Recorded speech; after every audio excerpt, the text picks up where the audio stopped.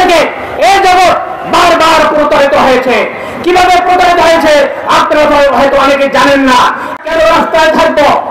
2015 সালে যখন একটি পেজকে দেওয়া হয়েছিল, সেই বৈষম্যের বিরুদ্ধে, বৈষম্য ভরা একটি পে স্কেলের বিরুদ্ধে আমরা সরকারকে দাবি জানালাম যে এই বৈষম্য ভরা পে স্কেল আমরা মানি না। আমাদের দাবির প্রেক্ষিতে 2019 সালে সরকার একটি কমিটি গঠন করেছিল বৈষম্য দূর করার জন্য।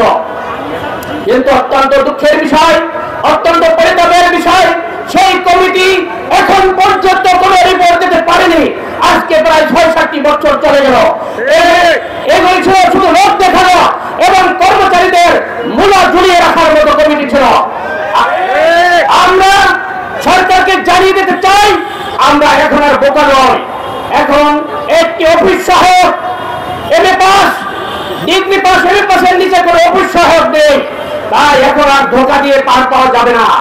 আমাদেরকে প্রহসন করে আমাদের সাথে বুঝিয়ে রাখা যাবে না। আমরা এখন আর বোকা নই। আমরা আমাদের অধিকার পাই টু পাই বুঝে নেওয়ার জন্য এখানে এসেছি।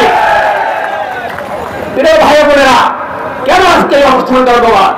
আমরা সেই বৈষম্যের বিরুদ্ধে একের পর এক মানববন্ধন করেছি। আমরা সেই বৈষম্যের বিরুদ্ধে সাংবাদিক সম্মেলন করেছি। আমরা সেই বৈষম্যের বিরুদ্ধে একাধিকবার সরকারকে স্মারকলিপি দিয়েছি। কিন্তু অত্যন্ত পরিতাপের বিষয়, সরকার আমাদের কথায় ভ্রুক্ষেপ করেননি। যার পরিণতি কি হয়েছে 5ই আগস্ট আমরা দেখতে পেয়েছি। পরবর্তীতে যখন 5ই আগস্টের পরে বৈষম্যের বিরুদ্ধে আন্দোলন করে আমরা একটা বৈষম্যহীন সরকার পেলাম। আমরা সেই বৈষম্যহীন সরকারের কাছে, একটি বৈষম্য মুক্ত সরকারের কাছে দাবি জানালাম আমাদের দাবি সর্বসাধ্যভাবে মেনে নেওয়ার জন্য। ডক্টর ইউনূস সাহেব আমাদেরকে ওয়াদা দিলেন, আপনারা কোন মিছিল মিটিং করার দরকার নেই, আপনাদের যৌক্তিক দাবি সমূহ লিখিত আকারে আমাদের কাছে পেশ করুন। আমরা ওনার কথায় সাড়া দিয়ে আমরা লিখিত আকারে ওনার এই যমুনায় ওনার প্রধান উপদেষ্টা দপ্তরে সহ সকল অর্থ উপদেষ্টার কাছে, জনপ্রশাসন উপদেষ্টা, উনি আমাদের সরকার প্রধান, উনি আমাদের জনপ্রশাসন উপদেষ্টা, আমরা সকল উপদেষ্টার কাছে আমাদের দাবি সমূহ উত্থাপন করলাম লিখিত আকারে। আমরা ধৈর্য ধরলাম প্রায় 3 মাস। উনি বলেছিলেন আমাদেরকে 3টি মাস সময় দেওয়া হোক, কিন্তু আমরা 3 মাসের বেশি সময় দিয়েছি, কিন্তু দেখতে পেয়েছি সেই কথার কাজে কোনো মিল নেই।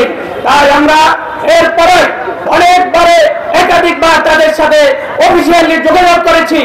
আপনারা সবাই জানেন, প্রধান উপদেষ্টার কাছে আমরা স্মারকলিপি নিয়ে গিয়েছিলাম। উনি আমাদের কাছে সাক্ষাৎ করার কথা ছিল। আমাদের কাছে এখানে থেকে উপপুলিশ কমিশনার রমনা সাহেব কথা দিয়েছিলেন আমাদেরকে প্রধান উপদেষ্টার সাথে কথা বলিয়ে দেবেন। কিন্তু আমরা দেখতে পেলাম, আমরা ওনার কার্যালয়ে গেলাম, উনি আমাদেরকে সময় দিতে পারলেন না। উনি পাঠিয়েছিলেন ওনার প্রেস সচিবকে। ওনার প্রেস সচিবের কাছে আমরা অত্যন্ত ভদ্রভাবে বলে এসেছিলাম যে আমাদের এই সাধ্য ভাতামি না মানলে আমরা কর্মচারীরা চলতে পারছি না। উনি আমাদেরকে কথা দিয়েছিলেন আপনাদের দাবি সমূহ গুরুত্ব অনুযায়ী একের পর এক বাস্তবায়ন করার জন্য আমরা প্রয়োজনীয় পদক্ষেপ গ্রহণ করব এবং আমার কাছে স্মারকলিপি দেওয়া আর প্রধান উপদেষ্টার কাছে স্মারকলিপি দেওয়া একই কথা। কারণ আমি সরাসরি তার হাতে নিয়ে এটি বাস্তবায়ন করার জন্য আপনাদের পক্ষ থেকে অনুরোধ জানাবো। কিন্তু অত্যন্ত দুঃখের বিষয়, তাও প্রায় 2 মাসের বেশি হয়ে গেছে, এখন পর্যন্ত আমাদের ব্যাপারে কোনো দৃশ্যমান পদক্ষেপ গ্রহণ করা হয় নাই। আপনারা জানেন, সরকারি কর্মচারী যারা আছে 11 থেকে 20 গ্রেডের কর্মচারীরা বারবার প্রতারিত হয়েছে। 11 থেকে 20 গ্রেডের কর্মচারীর মধ্যে আমার এখানে যারা পোশাক পরা পুলিশ ভাইরা আছে, তারাও 11 থেকে 20 গ্রেডের কর্মচারী। আমি তাদেরকে বাদ দিয়ে বলতেছি না। 11 থেকে 20 গ্রেডের কর্মচারীরা স্বাধীনতার পর থেকে এই জগৎ বারবার প্রতারিত হয়েছে। কিভাবে প্রতারিত হয়েছে আপনারা হয়তো অনেকে জানেন না। এই বিষয়গুলি জানতে হবে। অনেকেই জানেন না আপনাদের কে কে অধিকার কেড়ে নেওয়া হয়েছে।